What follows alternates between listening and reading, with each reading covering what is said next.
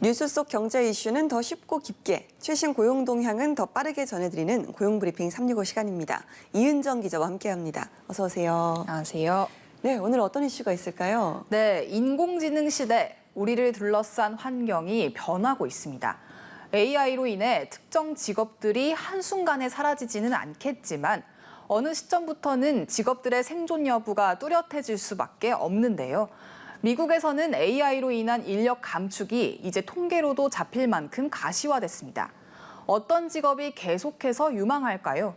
인공지능 시대 살아남는 일자리 지형에 대해 이슈픽에서 짚어봅니다. 네, AI로 인한 고용 변동은 이 과거의 자동화로 인한 감원과는 차원이 다르다고 하는데요. 미국에서 이 AI 때문에 일자리를 잃은 경우가 통계로는 얼마나 됐을까요? 네, 지난 5월에 미국 기업들의 해고 계획 인원 8만 명 가운데 약 4천 명, 5% 정도 됩니다.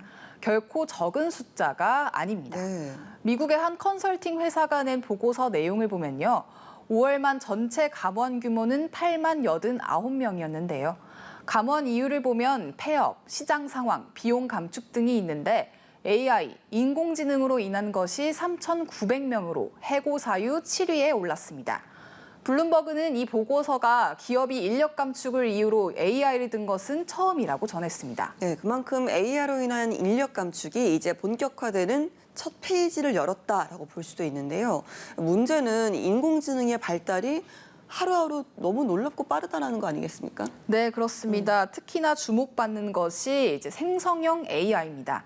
노래나 그림, 각종 문서, 문예 창작물 같은 기존 콘텐츠를 AI가 학습하고 패턴에 따라서 유사한 콘텐츠를 새로 만들어내는 것을 말하는데요. 인간만이 할 수 있는 고유 영역이라 믿었던 창조의 영역까지도 이제 넘보고 있는 겁니다. 이렇게 놀라운 속도로 AI 기술이 발달하고 우리 일상으로 스며들면서 인간의 일자리 위협도 더 가까이 다가온 거죠. 네, 그래서 각종 전문기관에서 이 인공지능으로 인해 위협받는 일자리 보고서를 내놓곤 하는데요. 점점 포함되는 직업들이 많아진 것 같습니다. 네, 맞습니다. 생성형 AI 활성화가 뚜렷해지면서 그 규모도 점차 커지고 있는데요. 지난달 말 나와 가장 따끈따끈한 정보통신정책연구원 보고서를 들고 왔습니다. 네. 보고서에서는 생성형 AI를 중심으로 한 AI 발달로 인해 향후 5년간 금융업 등에서 여러 전문적인 일자리가 감소하리라고 전망했는데요. 네, 그럼 구체적으로 또 어떤 직업들이 있을까요? 네, 당장 우리 주변에서도 한눈에 은행을 찾는 게 이제는 힘들어졌죠. 인공지능 활용이 늘고 비대면 상품 영업도 활발해지면서 점차 은행 점포가 줄고 인력도 줄고 있기 때문인데요. 이번 보고서에서도 우선 은행 창구 직원 관련 사무원을 먼저 꼽았습니다. 이외에 통계와 재무, 보험 사무원, 신용대출 담당자 등 단순 금융업 직무가 주로 감소할 것으로 전망했습니다. 네, 정말 금융업계는 좀 빠른 속도로 인공지능 발달에 따른 이 일자리를 잠식당하고 있는 거네요. 네, 맞습니다. 국내뿐 아니라 OECD가 실시한 설문조사에 따르면요. 실제로 전 세계에서 AI를 도입한 금융 분야 고용주의 66%가 과거에는 직원이 수행한 작업을 AI가 자동화했다고 응답했을 정도인데요.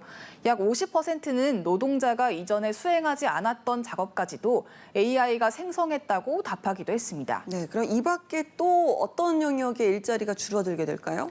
네, 금융업 외에도 소프트웨어 테스터, 소셜미디어 전략가 등 정보통신 분야에서 일자리가 감소할 것으로 전망된다고 합니다. 기업이나 사람 사이에서 전략적 제휴를 관리하는 관계 관리자도 줄어들 것으로 전망되고요. 네, 자, 반면에 오히려 이런 생성형 AI의 발달에 따라서 늘어날 것으로 전망되는 직업도 있을 텐데요. 좀 소개를 해주실까요? 네, 대표적으로 기존의 지식을 기계에 학습시켜서 기계가 업무를 수행하도록 하는 AI 기계학습 전문가가 있습니다. 또한 AI로 인해 다양하고 복잡해지는 산업 속에서 기업의 지속 가능성을 분석하는 지속 가능성 전문가도 여기에 속하고요. 데이터 분석을 통해 합리적 의사 결정을 돕는 비즈니스 인텔리전스 분석가도 증가할 것으로 보입니다.